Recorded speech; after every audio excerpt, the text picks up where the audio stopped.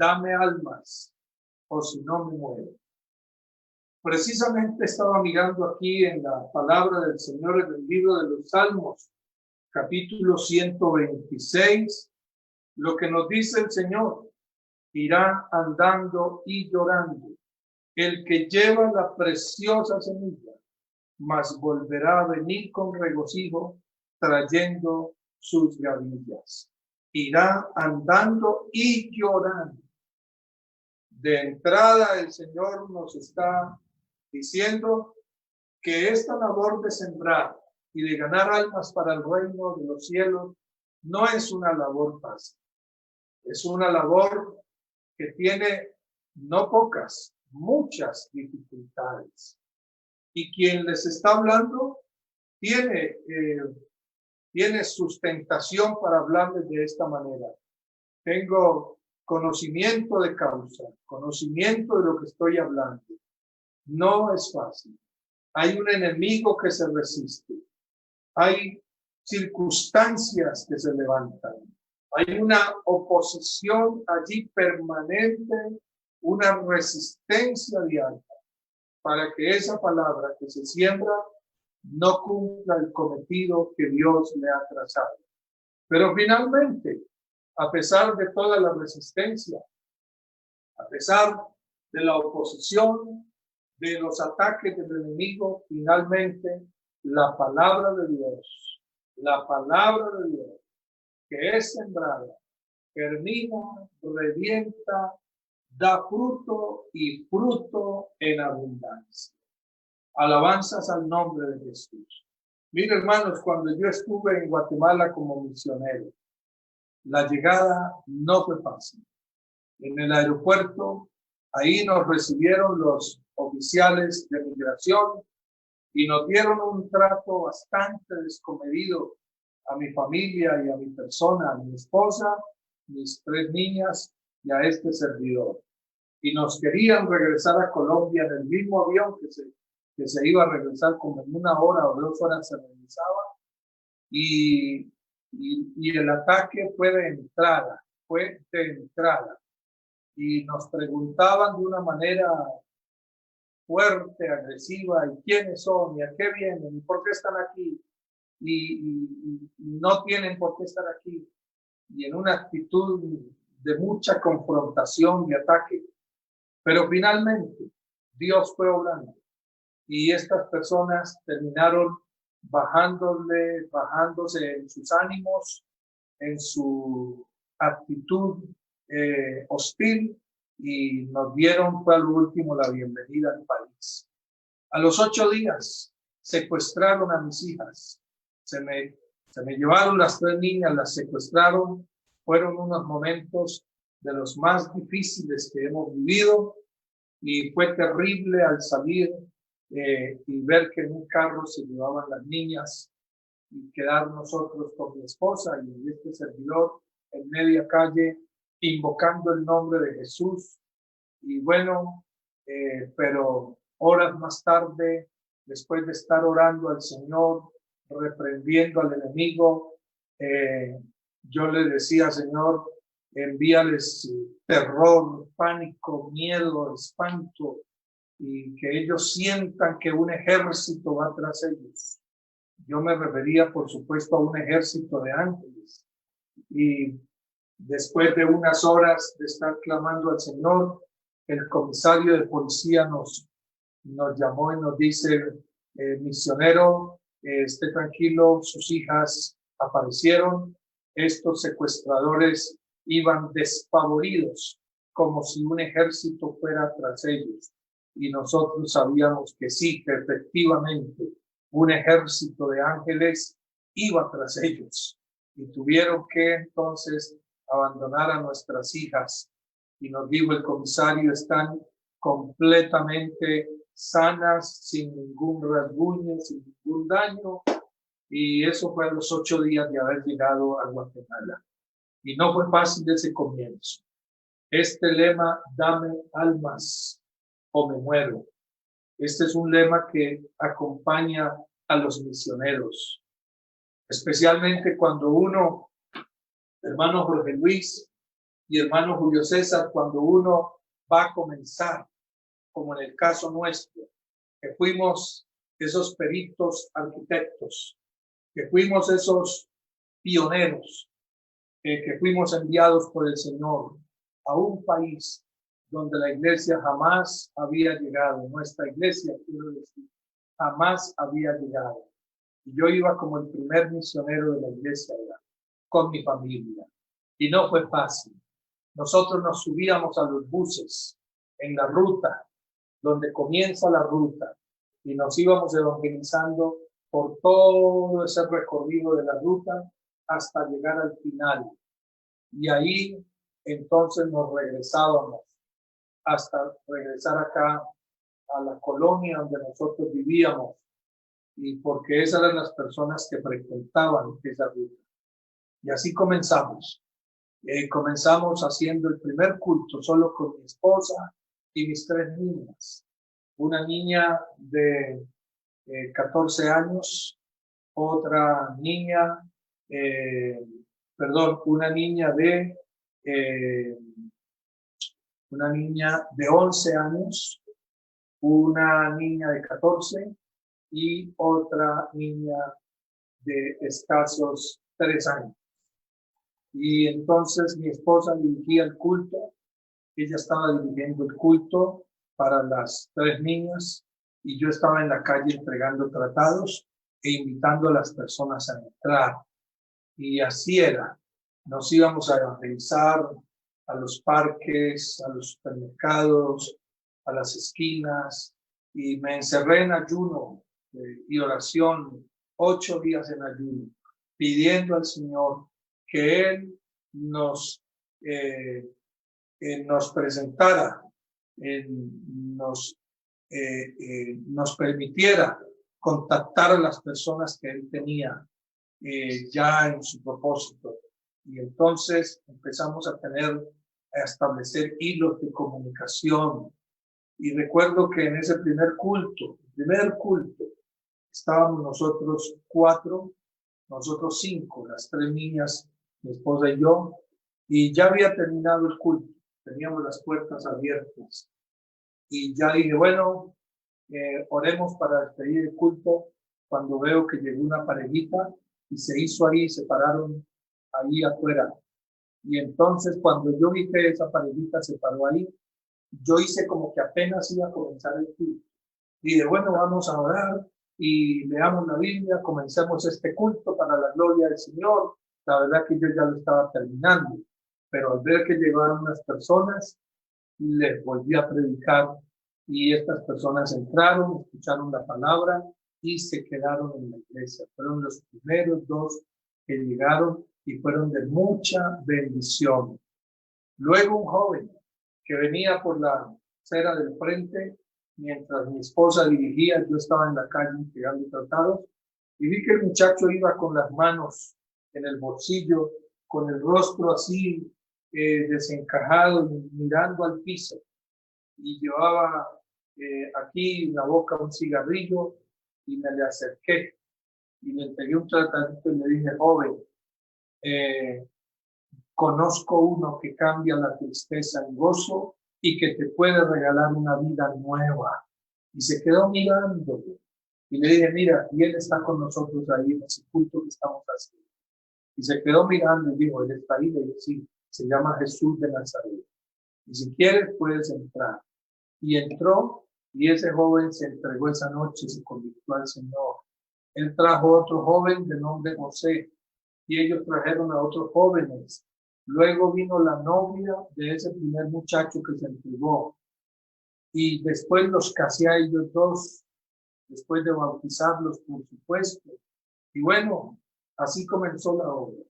Unos llegaban, estaban unos días, no volvían más, y esto nos llenaba de gran tristeza el corazón, de muchas lágrimas, de mucho sufrimiento, de mucha expectativa también con las personas que venían o que comenzaban a asistir, pero también de decepción cuando veíamos que no volvían más y que a pesar de que íbamos y los buscábamos y los llamábamos, definitivamente no regresaban. Esto nos dolía el corazón y nos arrancaba las lágrimas del misionero del Salmo 126. Irá andando y llorando el que lleva la preciosa semilla. Irá andando y llorando. Y en otra palabra dice, los que sembraron con lágrimas. Y el Señor también le dijo a los 70 en Lucas capítulo 10, también les dijo a ellos, y he aquí yo os envío como corderos en medio de lobos. Así que la obra misionera, el sembrar la palabra, nunca Jesús dijo que esto era algo fácil, nunca. Por el contrario, siempre Él nos habló de que habrían dificultades. El Señor dice, en el mundo tendréis aflicción, pero también nos habló de una parábola, donde Él nos dice que el sembrador salió a sembrar y parte de la semilla cayó junto al camino y vinieron las aves del cielo y se comieron la semilla y otra parte cayó en pedregales y entonces la semilla se quemó, ahí no creció porque no había profundidad, no había tierra. Y otra parte cayó entre los espinos. Y así, usted se da cuenta que siempre en la palabra del Señor se nos está advirtiendo de manera implícita y a través de ejemplos que sembrar la palabra, predicar el evangelio, hacer obra de evangelista, hacer obra misionera, no es una tarea fácil humanamente hablando. Siempre hay dificultades. El Señor nos dice en su palabra también en Eclesiastés, echa tu pan sobre las aguas. Y no dice que al otro día, y no dice que a los 8 días, ni siquiera al mes. Dice, y después de muchos días lo hallarás. Yo quiero contarles desde mi experiencia personal como cristiano, como hijo de Dios, que yo me entregué al Señor hace 48 años, en el año 72, por la gracia del Señor. Y yo apenas tenía 15 años. Y en ese fervor y en ese primer amor, en ese avivamiento glorioso y esa fiesta espiritual por haber conocido al Señor y estar disfrutando de su Santo Espíritu, de su presencia, de todo lo que es la vida en Cristo, que nunca la había disfrutado ni la había conocido, y ahora conocerla y estarla disfrutando, eso es una fiesta enorme. Entonces mi madre me dijo, si usted va a seguir ese evangelio, se tiene que ir de esta casa. Usted tiene que escoger entre ese evangelio o nosotros. Y no había necesidad ni que me pusiera a escoger, porque yo ya había escogido. Cristo Jesús era el amor de mi vida, mi más grande tesoro, mi más grande riqueza, mi Padre, hermoso, bueno, generoso, que me acogió en sus brazos y estaba feliz y yo no lo iba a cambiar por nada. Así que me tocó empacar mi ropa en una bolsita e irme. Pero lo que les quiero contar es que yo seguí orando por mi familia, hablándoles cuando podía. Y me tocó esperar 14 años hasta que el primer miembro de mi familia se entregó al Señor. Él me fue a visitar a Bogotá. Él había dicho que nunca iría a visitarme, que jamás, porque yo era una vergüenza para la familia. Se quedaron esperándome, a propósito, se quedaron esperándome los hermanos lazaristas en la ciudad de Medellín para estudiar sacerdocio con ellos. Y entonces había aspiraciones y en la familia que yo iba a ser el sacerdote de la familia, el cura. Pero cuando Cristo se cruzó en mi camino y me habló de su amor, de su evangelio, de su palabra verdadera y de la obra que hizo en el Calvario, yo lo recibí y ese camino fue cambiado por el verdadero camino que es Cristo Jesús. Así que me tocó irme de la casa y él había dicho que jamás iría a mi casa. Pero por una circunstancia difícil en su vida, le tocó ir a Bogotá y le tocó quedarse allá en nuestra casa. Y allá Dios trató con él. Después de 14 años, regresó a Cartago. Yo soy de Cartago Valle. Y le dije, lo primero que hagas ahora que vas a Cartago es buscar la iglesia. Y entonces lo mandé con una Biblia y un himnario. Y regresó a Cartago y buscó la iglesia. Se entregó él, se entregó su esposa y se entregó mi madre. Mi madre ya lleva muchos años también en el Señor. Y es una gran anciana servidora de él, una mujer de mucha fe y de gran testimonio. Y se entregó el otro hermano mío, se entregó otros sobrinas, cuñados. Y bueno, hoy mi hermano es pastor. Tengo un cuñado que es pastor. Tengo un sobrino que es pastor. Tengo un yerno que es pastor. Mis dos consuegros son pastores. Y mis hijas sirven en la iglesia. Y estamos en la obra del Señor. Pero no fue fácil. No fue de la noche a la mañana. No. Eso fueron muchos años sirviendo, sembrando la palabra, orando y esperando. Mientras que el fruto dio y brotó y hubo una cosecha abundante como la tenemos hoy, hubo que esperar muchos años y hubo que derramar muchas lágrimas. Así que en esta noche mi mensaje, mi consejo, la reflexión que tengo y siento en mi corazón para compartirles es decirles que esas lágrimas y ese ruego, Señor, dame almas o me muero, ese ruego y ese sufrimiento no es en vano, porque el trabajo en el Señor no es en vano. Siembre la palabra, siémbrala, creyéndole a Dios lo que Él ha prometido. ¿Y qué ha prometido? Él ha dicho que así como desciende de los cielos, desciende la lluvia y cae a la tierra y la hace germinar y la hace producir y da semilla al que siembra y pan al que come. Dice, así será mi palabra que sale de mi boca. No volverá a mí vacía. Alabanzas al nombre de Jesús. No volverá así vacía. Hermano Jorge Luis, hermano Julio César, iglesias del Señor, hermanos queridos, hermanos diáconos, hermanos jóvenes, hermanas damas, escuela dominical y todos los hijos de Dios comprometidos y llamados a cumplir esta gran misión. Estén seguros que la victoria de parte de Dios ya está dada.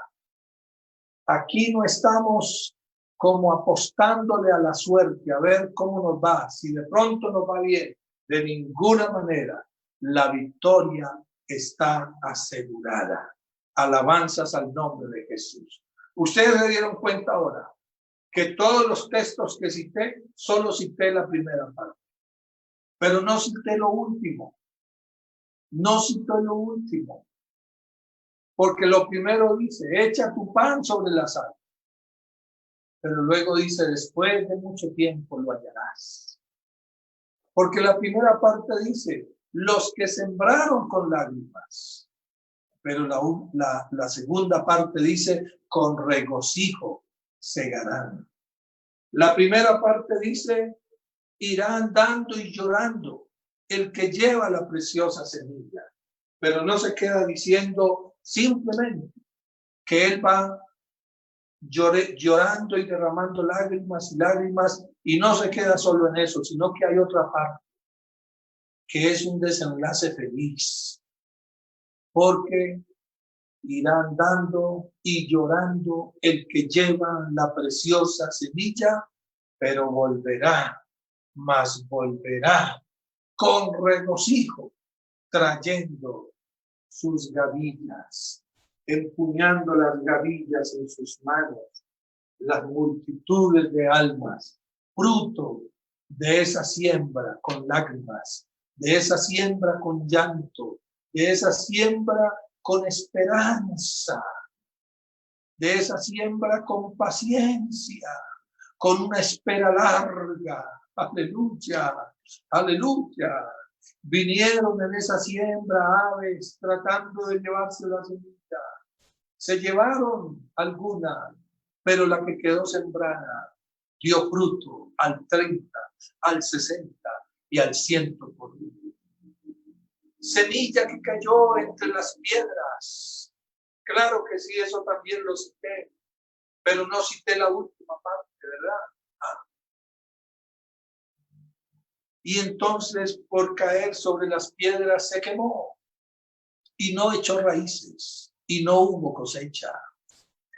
Y otra cayó entre espinos y las ansiedades y las angustias y las desesperaciones de la vida y la ambición de la vida hizo que esa semilla no brotara y no hubiera cosecha respecto a esa que cayó allí.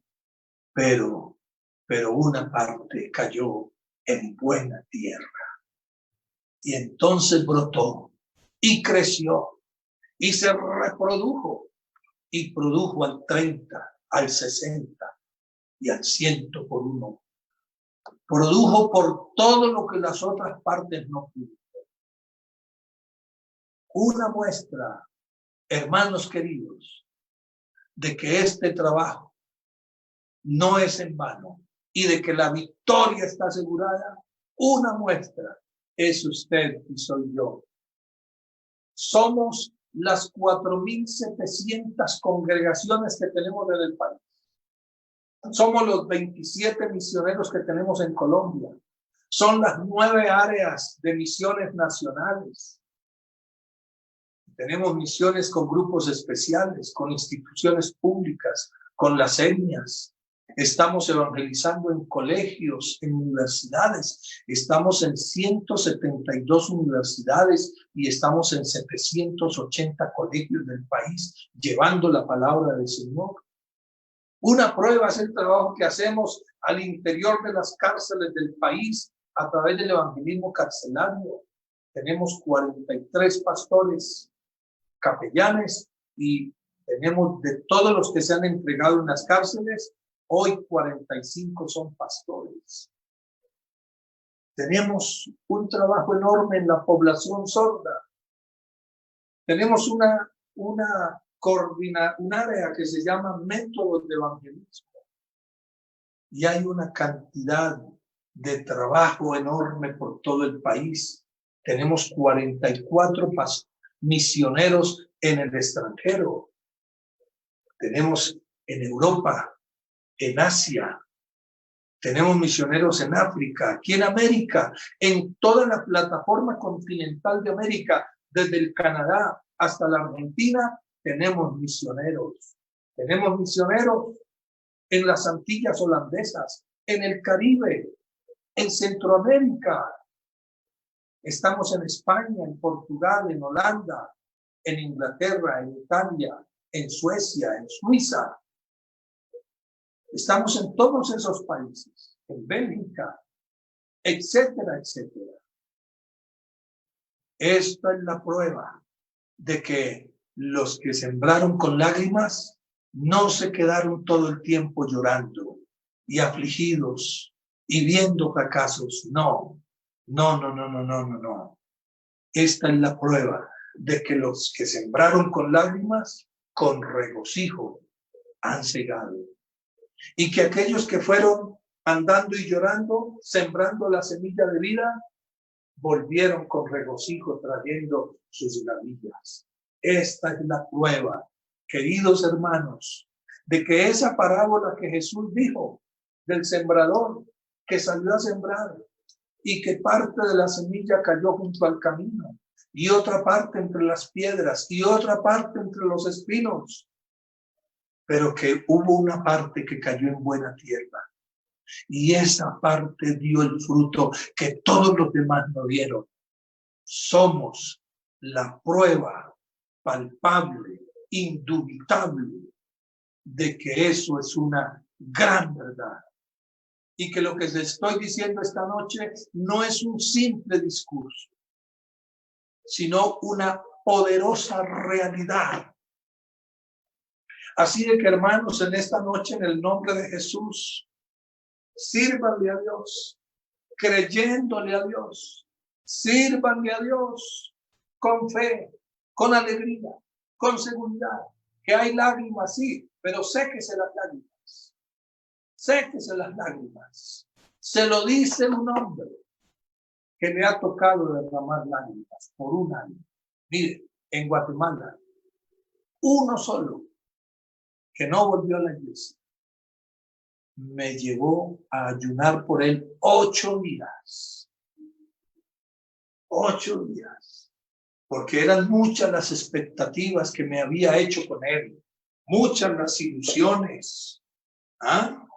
Muchas las esperanzas que me había hecho con este hombre. Yo veía en ese hombre un gran predicador, un futuro líder de la obra en Guatemala, un gran directivo, un hombre que sería de mucha bendición, una columna para la obra de Dios.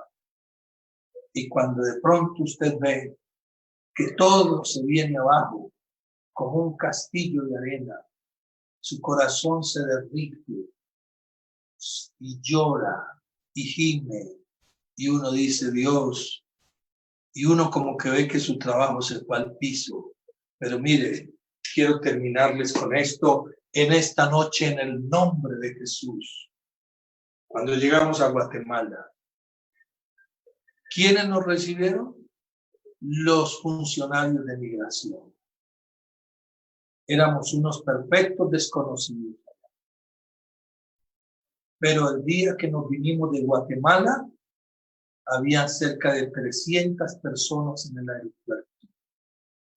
Hermanos en Cristo y simpatizantes, llorando, abrazándonos, despidiéndose de nosotros. Y nosotros también, con el corazón partido. Así que, hermanos, les hablo desde mi experiencia. Dame almas, oh me muero.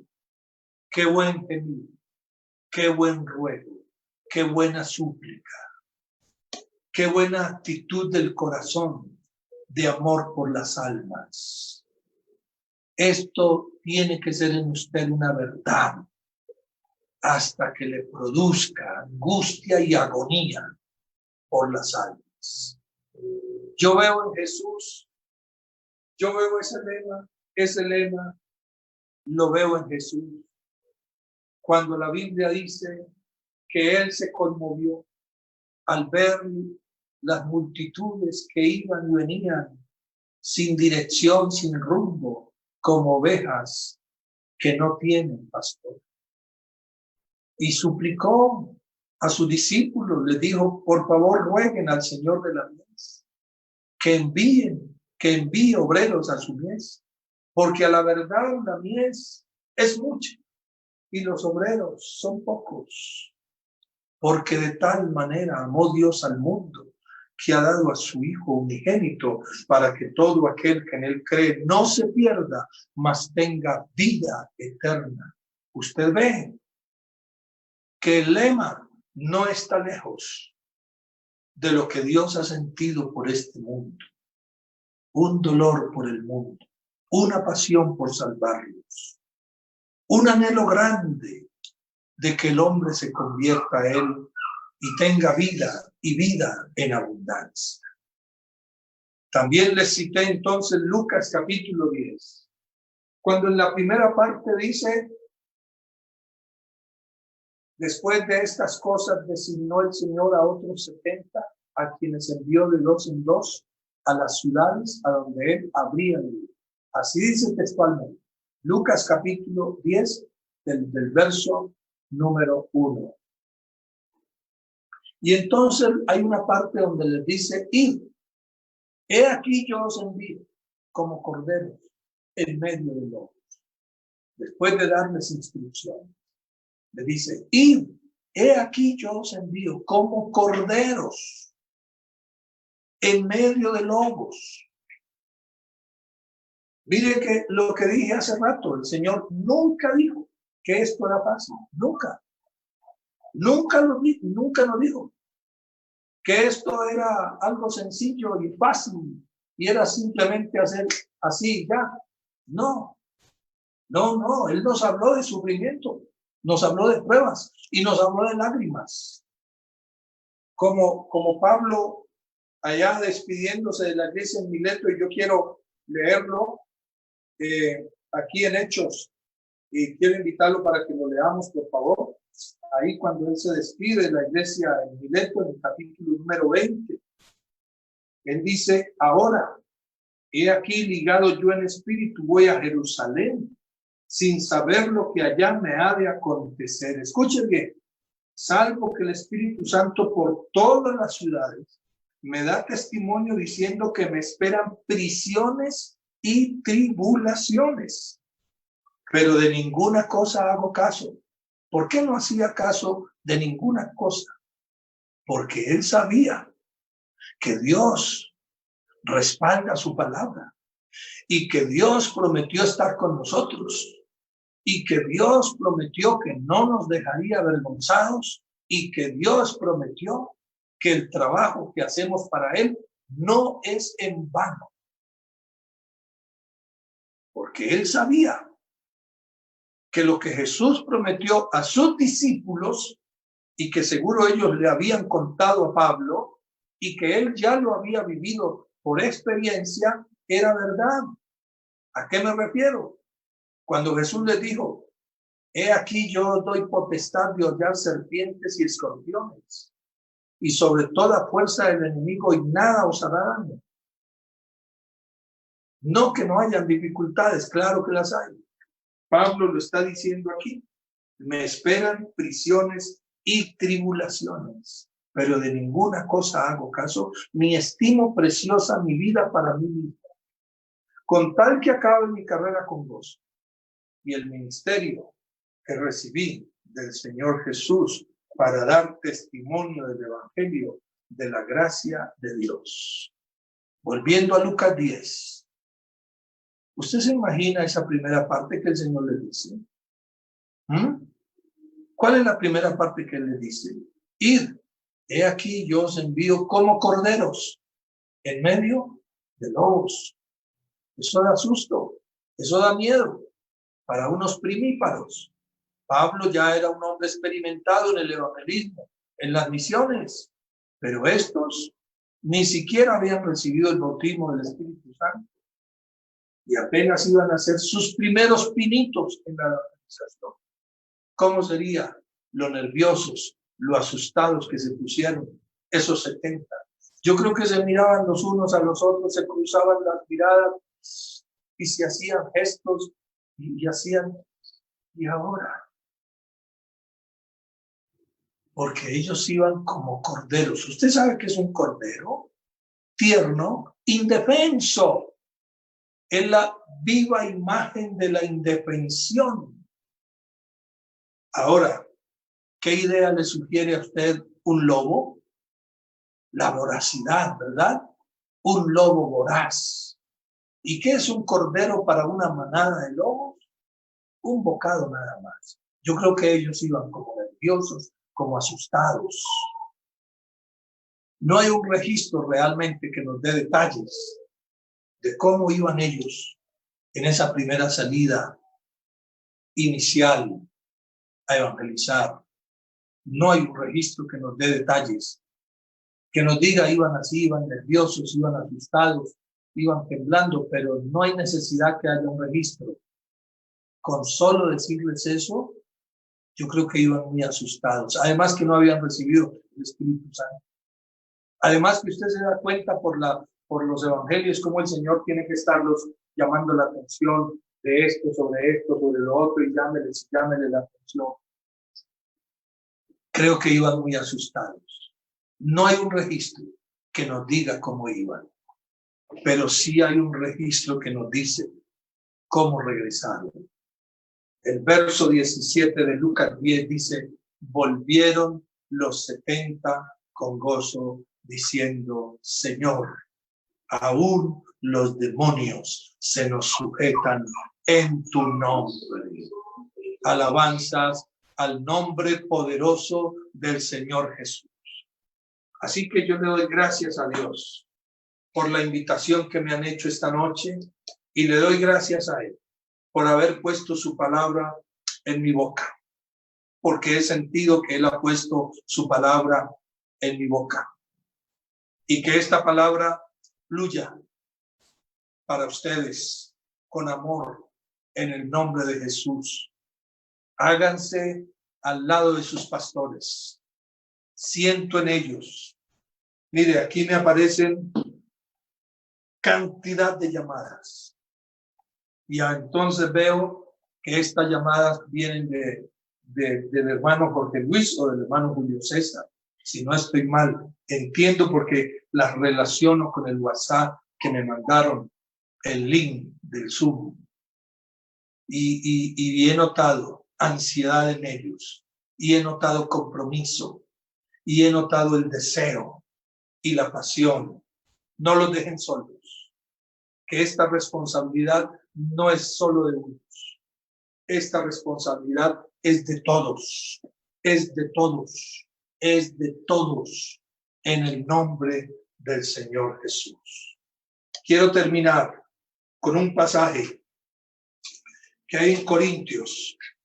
Y ahí quiero ya entonces terminar en esta noche, invitándoles a todos, de verdad, reiterándoles a todos el consejo y la exhortación amorosa para que ustedes se pongan en el surco y siembren la palabra de vida. Que hace calor, que hace frío, que amenaza tormenta, que hay dificultades, que hay oposición, que haya lo que haya. Nuestro Dios nos ha asegurado ya la victoria. Esa siembra que usted haga de la semilla de vida, su crecimiento ya está asegurado. Alabanzas al nombre de Jesús de Nazaret. Mire, no hay nada que produzca y crezca y se desarrolle y se extienda tanto como el reino de Dios. No hay nada. Y no solamente que crezca, no, porque hay muchas cosas que crecen, pero es un crecimiento espumoso. No, que crezca y permanezca. No hay nada que crezca y permanezca como la palabra de Dios sembrada en los corazones. Alabanzas al nombre del Señor Jesús. Aleluya. Y entonces vemos aquí en la primera de los Corintios 9:16, pues si anuncio el evangelio, no tengo por qué gloriarme, porque me es impuesta necesidad predicar el evangelio, y ay de mí si no anunciare el evangelio. Ese ay de mí está relacionado con ese lema. Yo, hermanos, pastores, he meditado en estas palabras de Pablo, no ahora, mucho tiempo atrás. La connotación de esas palabras, el significado de ellas, la exégesis de esas palabras. Porque me es impuesta necesidad predicar el evangelio, y ay de mí si no lo anuncio. Esto no está diciendo que es que Dios me obliga y que es que yo lo estoy haciendo a la fuerza y por obligado y me toca y ay de mí si no lo hago Dios me va a castigar. No es a eso que se refiere. ¿Sabe a qué se refiere? Se refiere a que Él tiene este ministerio y esta visión tan metida en el alma que ya es parte de Él. Es parte de Él. Usted no se da cuenta que Pablo en algunas epístolas habla de su evangelio, dice conforme a mi evangelio. No es que él esté diciendo que el evangelio le pertenece a él. Lo que está diciendo es que él ama tanto lo que predica, ama tanto este evangelio que lo siente suyo. Es parte integral de él. A eso es que se refiere. Y cuando dice, ay de mí, porque me es impuesta necesidad. Es decir, es que esto es lo mío, yo vivo para esto, yo lo siento. Y es parte integral. Y yo no puedo vivir sin predicar el evangelio, eso es lo que quiere decir. Me muero si no lo anuncio, me muero si no siembro esta palabra, me muero. Eso es lo que quiere decir, porque esta es mi vida, yo amo esto. Alabanzas al nombre de Jesús, que Dios nos ayude a entender su palabra y a crecer en ella. Oremos, Padre Celestial, te damos gracias en esta hora por la palabra que ha sido predicada. Y yo te ruego, Jesús, que seas obrando en cada vida y en cada corazón. Te lo suplico, mi Señor, en tu nombre grande y maravilloso, Jesús. Amén, gloria al Señor. Yo quiero también invitar esta noche a un amigo, una amiga que ha estado conectado a través de estas redes, escuchando esta meditación. Le quiero invitar para que usted le abra su corazón a Cristo, para que usted lo reciba como su Señor y Salvador, y reciba el más grande regalo, el más preciado de todos los regalos, que es la salvación para su alma. El Señor le dijo a la samaritana, si conocieses el don de Dios, ¿y quién es el que te dice dame de beber? Tú le pedirías y él te daría agua viva. Jesús tiene para tu alma, que está sedienta de Dios, tiene agua viva. Recíbelo esta noche. Sé su hijo, sé su servidor, sé su seguidor. Dios los bendiga.